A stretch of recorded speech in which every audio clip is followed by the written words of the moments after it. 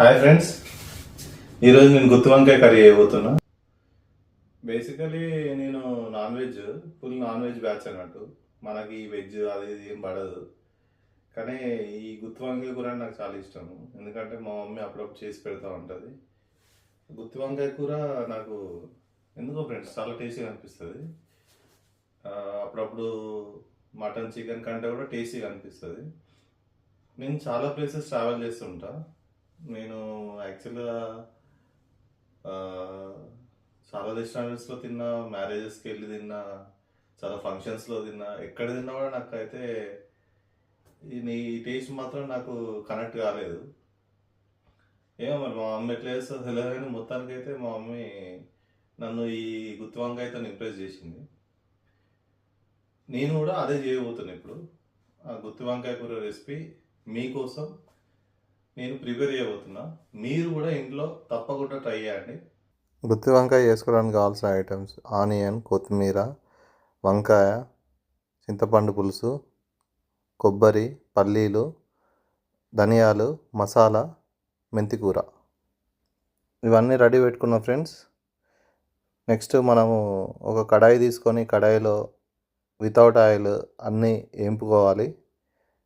పల్లీలు, కొబ్బరి, గరం మసాలా అండ్ మన ధనియాలు ఇవన్నీ వేంపి ఒక మిక్సీలో గ్రైండ్ చేసుకొని పొడి చేసుకొని పెట్టుకోవాలి ఫ్రెండ్స్.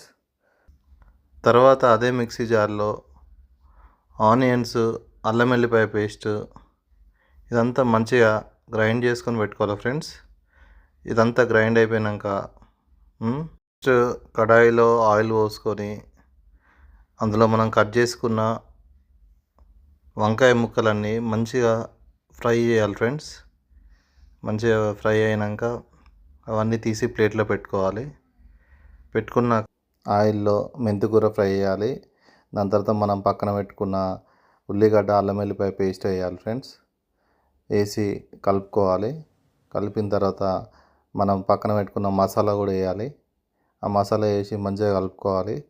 దాని తర్వాత తగినంత ఉప్పు, దాని తర్వాత తగినంత పసుపు, దాని తర్వాత కారపొడి ఇవన్నీ వేసుకొని మంచిగా కలుపుకోవాలి ఫ్రెండ్స్. ఇదంతా మంచిగా కలిసిన తర్వాత చింతపండు పులుసు ఏదైతే రెడీ పెట్టుకున్నామో అదంతా గిన్నెలో వేసేయాలి ఫ్రెండ్స్. గిన్నెలో వేసి దాన్ని కూడా మంచిగా కలుపుకోవాలి. కలిపిన తర్వాత కొన్ని వాటర్ యాడ్ చేసుకోవాలి. వాటర్ యాడ్ చేయాలి. తర్వాత గరం మసాలా వేసుకోవాలి ఫ్రెండ్స్. గరం మసాలా వేసుకున్న కొద్దిసేపటికి మనము రెడీగా పెట్టుకున్న ఫ్రై చేసి పెట్టిన వంకాయలన్నీ వేసేయాలి.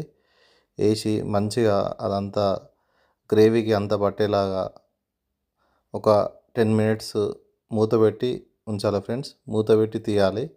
మూత పెట్టి తీసిన తర్వాత కొత్తిమీర వేయాలి. కొత్తిమీర వేసి ఒక 5 minutes ఉంచిన తర్వాత గుమగుమలాడే గుత్తి వంకాయ రెడీ అయిపోయింది ఫ్రెండ్స్. ఇంకా తినడమే నెక్స్ట్. ఫ్రెండ్స్, మన గుత్తి వంకాయ కూర అయితే రెడీ అయిపోయింది. టేస్ట్ చేసి ఎలా ఉందో చెప్తాను.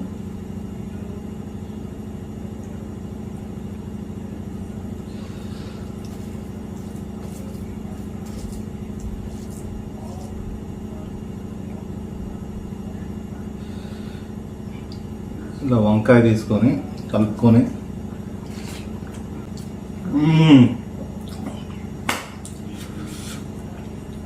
మస్తున్నది ఫ్రెండ్స్. ఇంట్లో తప్పకుండా మీరు ట్రై చేసి తినాలి.